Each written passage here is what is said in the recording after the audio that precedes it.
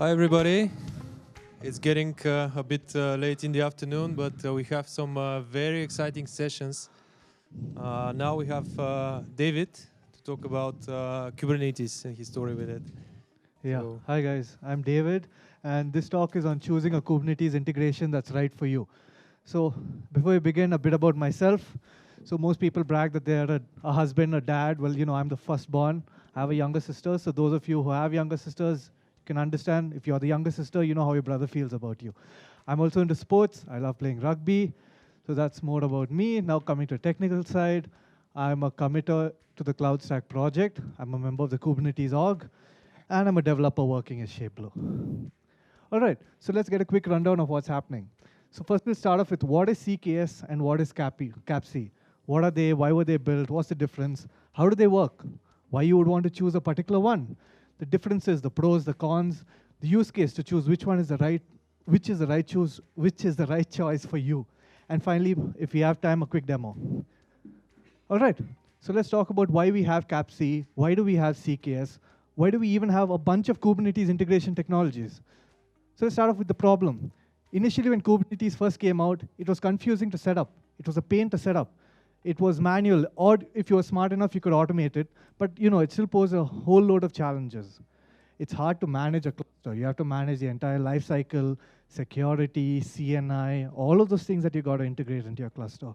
And finally, once you have a cluster, you need to expose it to your end users. You need to expose it to whoever wants. And now, those were a bunch of problems that we had. So now we have a solution. We came up with solutions to that. What are the solutions? What's the solution? It provides an easy way to get started with your Kubernetes cluster. It's an integrated solution, so you don't have to bother writing automation scripts or anything like that. It's integrated into the platform you're using. It provides a simple way to manage your cluster, its lifecycle, anything related to it. And finally, it provides central access. So you can just go into your infrastructure provider, and over there, you can just grant access to whomever you want. You don't have to create policies or anything like that. All right, so let's start with CKS. So what is CKS? It's CloudStack's Kubernetes service. So it's a managed Kubernetes offering. So you don't have to do anything. You don't have to bother. CloudStack will take care of everything for you. It provides Kubernetes as a service. You heard of SaaS, right? This is KAS. So it provides Kubernetes as a service. You just go ahead. It's seamless. It's one click. You say, hey, you guys, you know what? I want to deploy a cluster. Great. Just one click. Enter whatever fields you want, the cluster size, the Kubernetes version, and off it goes. It creates a cluster right for you. And finally, it takes care of the entire Kubernetes lifecycle. It can create a cluster, scale it, upgrade it, as well as thrash it once you're done. All right, so I'm sure you guys know about this fancy Kubernetes architecture, right? So now it's powered by Apache CloudStack. It runs on your CloudStack environment. All right, so let's get into how it works. So before you can do any magic, you need to set things up, right? You need to put everything into your hat. So there are a few prerequisites. First, you got to enable CKS. How's that done? You go ahead to the global setting, cloud.kubernetes.service.enabled, set it to true. Then you've got to register your Kubernetes ISO. So what is this ISO, this CKS ISO? So it contains your Kubernetes binaries. It contains all the images that you need to bootstrap your cluster. It contains your CNI, your autoscaler, your network provider. All those images are pre-bundled into this ISO. And it has all the additional configuration files to get your cluster ready. So it starts with the Kubernetes binaries, your kubeadm, kubectl, whatever magic you want, your images, and your config files. So once that's done, once you've set up everything, you go ahead, go to the dashboard, Kubernetes, create a cluster, enter whatever fields you want, and voila. In a few minutes, you have a cluster up and running. All right, so let's see how it works. So first step, of course, one click, deploy your cluster. So now what happens in the background? So I'm sure you guys know what the system VM is, right? It's the template, the system VM template. It's used for your router, for your SSVM, for your CPVM, yeah. We reuse that to become your Kubernetes node also. So it takes the system VM template, and it boots up a virtual machine from it. Great, now you have a VM, but it doesn't have anything to do with Kubernetes, right? That's why your ISO comes in. It takes the ISO, It takes care of all the binaries that are needed, loads it into your VM. Now that you have your VM up and running, you have all the binaries, now comes the cloud engine magic. And that's something that Vito gave a really good talk about, right? Same secret sauce is what we use here. And with the data, it bootstraps your node. It bootstraps your VM into becoming a node that is part of Kubernetes. So great, you have your node. You have all of that. But now you need to configure things, right? You want something that's simple and out of the box. So it'll configure pretty much everything you need, your CNI, your network provider, all of that. And then it'll finally give you your Kubernetes cluster. Depending on the size, it'll deploy more VMs, it'll bootstrap them. But finally, at the end of the day, you have a cluster that's ready to use. All right, so now, why would you want to choose CKS? What drove it? So first, it's simple. It's dead simple to create. It's dead simple to implement, dead simple to manage. And it's a managed Kubernetes offering. You don't have to SSH. You don't have to bother about anything. It'll take care of everything for you. Third, it's an all-in-one solution. So usually when you deploy a Kubernetes cluster, when you bootstrap it, you would need to install the CNI. Let's say you want to manage autoscaling. You would have to deploy the autoscaler. You'd have to deploy your network provider in case you would like to implement load balancing rules or anything like that, right? This thing takes care of everything for you. It's out of the box, gift wrapped. And finally, it's quick and easy. If any of you guys are into platform or DevOps, you know what a pain it is, right? And you CEOs, you know you have to keep your DevOps guys happy if you want your company to do well. So it makes DevOps happy. All right, so that's it about CKS. Now let's head on over into CAPI. So what is CAPI? So CAPC is built on CAPI. So let's get into what is CAPI in the first place. So what was the problem? Start with the problem, and then we can see how it was solved by CAPI. So there are a whole range of providers out there, right? A whole range of cloud providers. You have your AWS, your GCP, your Oracle Cloud. I mean, you can just go on and on and on. And the issue with that is that they have tailored services. It's custom suited for their infrastructure. It tries to get you locked in. Then they have differing implementations. Like let's say you would like to scale up your cluster. Some providers implement an in-place upgrade. Some providers implement a rolling upgrade. There are differing implementations for just simple functionality. Then they have custom distros. Most people don't like to use the usual Kubernetes distro. They create a custom distro that works best with their infrastructure, and they market it like, hey, you know what? We use a custom distro. It works well. It's guaranteed performance, all of that. But then again, it's customized to their infrastructure. And then finally, let's say you have multiple providers on-prem, on the cloud. You have to manage each one individually. So if it's in AWS, you need to manage your AWS cluster through their CLI, through their UI. If it's on GCP, you'll have to manage it through their portal. There's no unified way to do it. It's just individual provider-specific management. So in comes CAPI. So what is the solution? It aims to standardize. It aims to fix all of these problems. So you're having tailored services, stuff that's kind of vendor lock-in? No. Screw all that. It standardizes things for you. Makes your life easy. Then, for these differing implementations that are there, it provides default implementations. So if, let's say, you would like your cluster to work a certain way, go ahead, just use that default implementation. You don't have to write anything. Then it provides commonality. So it describes a suite of conformance tests by which any distro has to pass in order to be considered Kubernetes conformant. And finally, it provides a unified cluster management. So across all your providers, your entire range, it provides a unified way to manage your cluster. And now that we know it solves this great problem, right? How does it go about solving the problem? So first, like we said, it defines common operations. So the basic operations, right? Create, scale, upgrade, delete. It defines these common operations. It says, you know what? These are a bunch of common operations that you use, that you'll face. Let's go ahead and define these first. Great. Now it's defined the problem. It's defined it. It provides a default implementation. So let's say if you would like to create your cluster, first thing it'll do is it'll bring up one control plane node. Then depending on the need, it'll bring up the rest. For scaling, it will do a rolling upgrade rather than in-place upgrade. So this is a standardized way that it would work across your providers, Next, it uses a declarative approach. So if you guys have worked on Kubernetes, you know the YAML file, right? That contains everything. So this way, it defines its own CRDs in a declarative manner. So it's a simple way. If you're familiar with Kubernetes, you will be familiar with CAPI. It defines a declarative way of defining your cluster.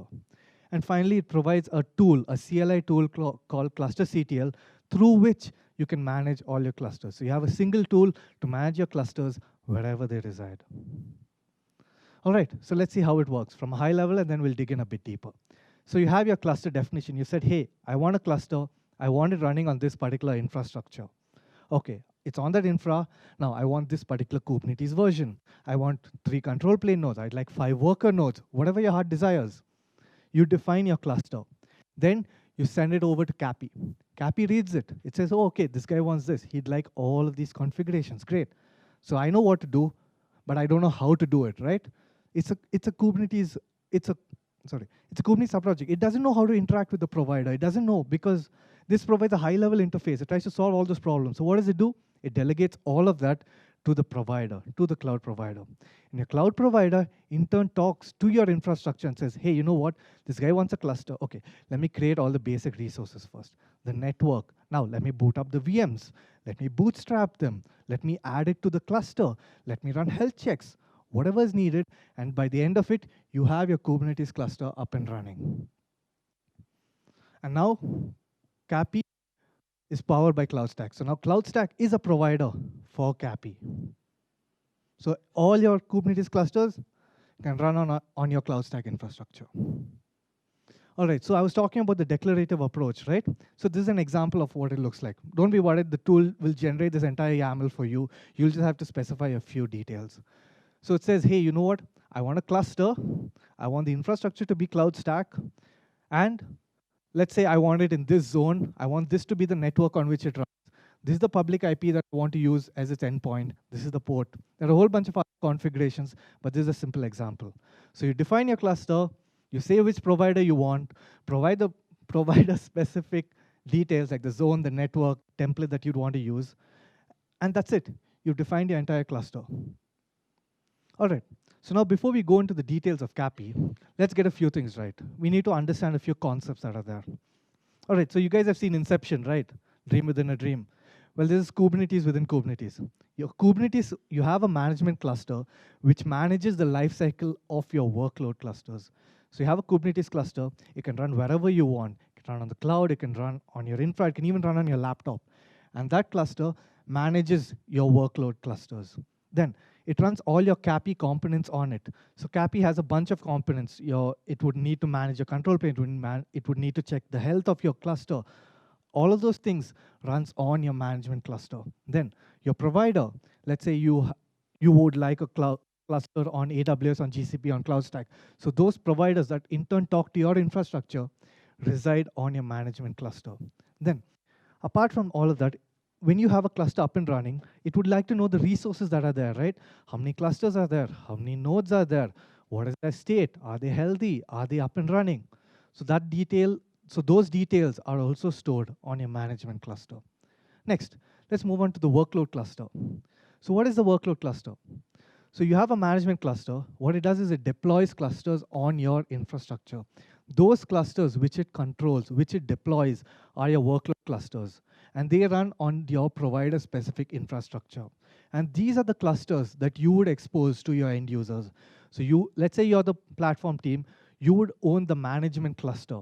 But then the workload clusters which you give to all your other teams, your dev team, your, I don't know, whatever teams that are there, those would be the workload clusters that they interact with, that they use. Next, the infrastructure provider. So the infrastructure provider is nothing but a pod that runs on your management cluster. And the infrastructure provider actually interacts with the underlying infrastructure. So like I said before, when you like to deploy a cluster, what happens? I mean, be realistic. It's just a VM with a bunch of magic in it, right? So what does it do? It creates the VM. It does the whole magic stuff. And then it bootstraps it. So all the interaction to your infrastructure is interfaced via the provider. And finally, custom resource definitions. So these are called CRDs. So they are an extension of the Kubernetes API. So Kubernetes has a declarative way of defining things, right? So it extends on this, it builds on top of this. It defines your CAPI components as well as your infrastructure specific components. Like you define, I want a CloudStack cluster or an AWS cluster. I'd like a CloudStack machine, which would become the node. I'd like an AWS, a GCP machine, which would become the node. These are infrastructure specific components, which are defined in CRDs. All right, so let's have a look at how CAPI works. So the first thing you do is you have your management cluster. Next, you do a cluster CTL init. That would bootstrap it. The first thing you'd have is any Kubernetes cluster that can run wherever your heart wants. You do a cluster CTL init. What that does is it bootstraps your management Kubernetes cluster it bootstraps your Kubernetes cluster into becoming a management cluster. So what does it do? It creates all the CAPI components on it. It deploys the provider that you want on it. It defines all the CRDs, it saves all the CRDs within it so that it knows when you want to deploy a CloudStack cluster that has to go talk to the CloudStack provider. It takes care of all the CAPI related components. Great, so now you have your management cluster up and running, it's good, it's happy, it's healthy, you're ready to use it. So next, what do? You run cluster CTL generate. So you saw that big YAML file that looked pretty confusing, right? Running cluster CTL generate will generate that entire YAML file, so you don't have to worry memorizing or learning anything. Just provide environment variables like the zone, the public IP that you would like to use. Just provide those as environment variables, and you run cluster CTL generate, and it'll generate the entire YAML. And that can be infrastructure-specific YAML also. You would like a cluster on CloudStack, you create your cluster CloudStack YAML. You would like something on AWS cluster config YAML, whatever. So now that you have the YAML, it's defined, what would you like to do? You say, hey, you know what, management cluster, here's my YAML. Go do what you do best. So it will read the YAML. It'll say, hey, this guy would like all of these components. Okay, now these components, let's say this one is a CloudStack cluster, right? It'll talk to the CloudStack provider. This is an AWS cluster. It'll talk to the AWS provider. GCP cluster, GCP provider. So it's smart enough to know where you'd like to run your infra. And once it receives the command, it tells the provider, hey, this is what he wants, go do your thing. And then through the provider, it will interface with the underlying infrastructure and bring up your cluster. And now it will also generate all the kube configs that you need to access your cluster. So you have it running on whatever provider you want. You get the kube config, you share it with the team. You can share it with one team, with two teams, how many ever teams you'd like. And that's how they have access to your clusters. All right, so what would you need to get CAPC up and running? So just like CKS, there are a few prerequisites. Over here, there are some prerequisites. So the first thing you would need is a management cluster. So that can run anywhere. It can, like we said, AWS, GCP, your own laptop. I'll hopefully be able to demo one with a management cluster running on my laptop. Then, now that it's talking to CloudStack, you need the CloudStack provider, right? Great, you have your CloudStack provider. But it needs to talk to CloudStack. It needs to authenticate itself, right? So you have to provide your credentials. The endpoint of your management server, the API key, and the secret key. That's all it needs. And you provide those credentials, and that's it. It's able to talk. But it also needs some resources already in CloudStack. So you know how you have a CKS binary ISO? Over here, you have CAPI templates. So these templates are pre-baked with Kubernetes. It has all the binaries in them. So that one uses an ISO approach. This uses an entire template. And then finally, you would also need certain resources to already exist. Like if you would like to deploy it on a network, it would be a good thing if your network already exists. If you would like to use a public IP as the control plane endpoint, you would need that IP configured in CloudStack. All right, so those are the prerequisites. So let's see how it works on CloudStack. So you have your cluster definition that you use cluster CTL generate. You use it, you have your cluster definition, giant confusing YAML file. Great, now you do a kubectl apply to your management cluster, and CAPI will see it. It'll create all the resources on its side. It will save, like you can imagine them as database entries, etcd entries, right? It'll create them, create the state, let's say pending. Talks to CloudStack. Hey, CloudStack, I'd like a cluster up and running. So the first thing it does, before it creates any nodes, is it creates all the required components. It creates all the components required for your cluster. So the first component it would do is it would create your network. Create your network if it doesn't exist. Then it would create your public IP, an IP through which you can interact with your cluster. It creates that IP. Then it creates the load balancer rule. So when you have multiple control plane nodes, it will bring up the public IP, and then it'll load balance through that. So you'll have your HA. And one of the prerequisites, like we mentioned, is you need to have your pre-baked template in. So let's just assume it's already registered. Okay, so it's brought up your network, it's brought up your public IP. What does it do now? The first thing that it does is it brings up one control plane node. So it brings up a control plane node and it waits. It waits until it's ready. Once it's ready, it attaches it to the load balancing rule. Now that it's done, it sees it has one control plane node, we're good to go. What does it do? It creates the other resources. It'll create your it'll create your worker node, and your worker node will in turn join your cluster. It'll create your additional control plane nodes, which will in turn join your cluster. And with all of this done, you have your cluster up and running. It'll deploy the VMs, it'll bootstrap it via Cloud Init Magic, and you have your cluster up and running. Then finally, once you're done with it, it'll tear down everything. And similarly, if you'd like an upgrade, it would bring up new VMs. They would join the network. They would in turn be bootstrapped. If you'd like to scale down, it would expunge your VM. It would do the sensible way of draining it, and then removing it from the node, and finally expunging it. All right, so now that we saw CAPI and CAPC, why would you like CAPC over CKS? So let's look at it as an example. So they provide different features, different use cases. So what would be your use case for CAPC? The first thing you would like is you would want your cluster to be customizable. So when it brings up a cluster, it brings up a bare bones cluster. It doesn't even have your CNI. It's that bare bones. So you're free to deploy whatever CNI you want. Then any other infrastructure specific thing like your CSI, your CNI drivers, you're free to add. It doesn't come pre-baked. Next, it provides unified cluster management. So let's say you have multiple clusters running on different infrastructures. You can manage all of them through cluster through CAPI. Then it's cross-platform. So CAPI can be used to deploy your clusters everywhere. It provides a simple interface through which you can manage all your clusters. So it's a cross-platform technology. Then it has a few specialized features which are not there in CKS.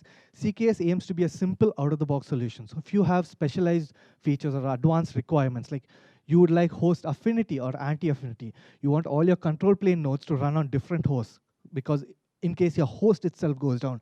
So you have host affinity or host anti-affinity. Next, your cluster can span multiple zones. It's not tied to just a single zone. It can span multiple zones, or as long as there's connectivity between those zones, you can have your cluster spanning multiple zones. So this provides an additional level of resiliency. Next, you would like an additional disk. You would like to provide a data disk, right? Because let's say you're trying to run MySQL, or you're trying to run CockroachDB, or whatever it is for your persistent storage. You don't want the storage right there on the VM. You'd like it to be an additional disk, so that let's say your VM crashes, your data is still safe. So you can have an additional disk as part of your cluster, as part of your node specification. You can say, hey, you know what? I like a disk, a 5 GB, 10 GB, whatever your heart desires. I like that disk. I want it to be mounted here, and use this particular label for it. Great. Next, it also provides custom health checks. So rather than just checking whether your node is up or down, it can also perform custom health checks, like say, is it able to ping this particular thing? Is this particular service running? It provides custom checks which you can configure to check whether your cluster is healthy. And based on that, based on certain configurations, it can remediate it. So it will get rid of the node and bring up another node in case there are issues or there are health check problems. And then finally, you can also specify VM details. So in CloudStack, you can specify VM details, right? Your key value pair. You can also use that with CAPC. And finally, another reason why you would like to use this is because it's an independent plugin. So this is not something that's tied to CloudStack. It's an independent project. So let's say CloudStack releases twice a year. You could have multiple releases of this. It's not tied to CloudStack. And if you'd like to build something that uses CAPI, you can use CAPI rather than using the entirety of CloudStack to manage your cluster. All right, so let's look at the key differences. CKS, it's easier to get started, provides a one-click solution. It gives your clusters ready to use with everything in it. But it provides only the essential features that you would like. And it's CloudStack specific. And it's a native service in CloudStack. Whereas CAPC, it has a higher learning curve because you need a management cluster and all of that. There are a few more prerequisites, like you'll have to register your template. You need your management cluster. It's a bit more work. But it provides more customizability. You can customize your cluster however you'd like. And it provides specialized features which are not available in CloudStack, like we'd mentioned those previous features. It's cross-platform, so you can manage all your clusters through it, and also your CloudStack cluster through it. And finally, it's an external integration. So if you wouldn't like something that's CloudStack native, or you'd like to build on top of it, you can use CAPC. All right, so what's your use case? So if you want something that's quick, ready to use, that suits your basic requirement, something that's out of the box, that has everything integrated, go ahead, use CKS. Or if you just like to get Kubernetes up and running, you're just trying to test something, you just want a cluster just to experiment, go ahead. If you like something that spans multiple clouds, multiple infrastructure, if you'd like to customize your cluster, you don't want an opinionated approach, or if you have specialized requirements, go ahead with CAPI. It's an independent product, so you can build on top of it. Its release is not tied to CloudStack. So if, let's say there's a bug in CKS, you'd have to wait for the next release of CloudStack for that bug to be fixed. But let's say there's a bug in CAPC. If people said, hey, you know what, this is critical, let's create a new release, that's it, it's fixed. You don't have to wait for the next release. It's not tied to CloudStack. All right, that's it. Do you guys have any questions?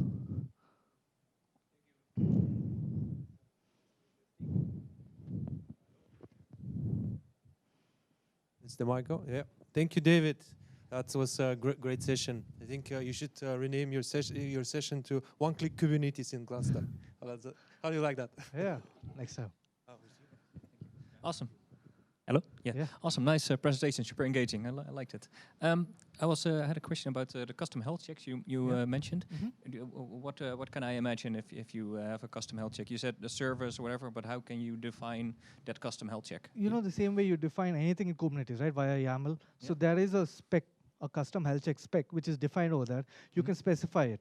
Like, let's say I'd like it to be able to connect to this particular network, ping this address, or I would like this particular port to be available, or ping this IP.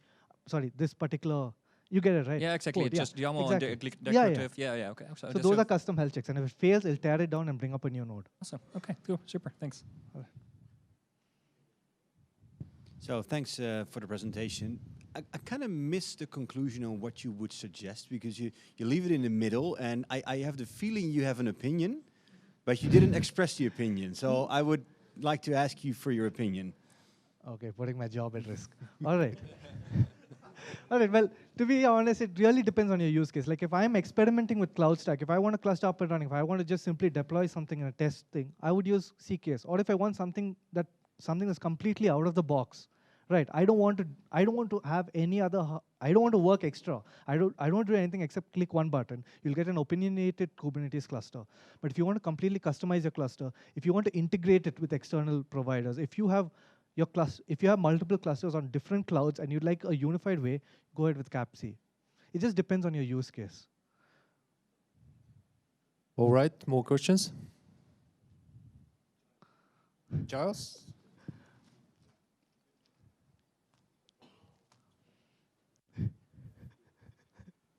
Don't worry, David. I was just going to make a point. With the question that Guido asked there, I mean, in the enterprise space, that's a really good question, right? Because it's like, well, do you just use this thing that's quick and easy, or do you use the thing that's more detailed? Apply this to the service provider space, and they're then two completely different things. One is a Kubernetes as a service, all delivered through CloudStack. The other is effectively an API that the end customer can have into your cloud environment. So they're two. You know, when you're in the service provider space, they're two quite different things used for, even though the end result is the same, right? Sorry, David, no question. All right, anybody else? All right, I don't think we have time to do a demo of CAPI, so probably in my next talk, we'll be able to do a full demo, go through everything, and see how exactly it works. All right, unfortunately, we are just out of time, and thank you, David. It was a great talk, and round of applause for David. Thank you, guys.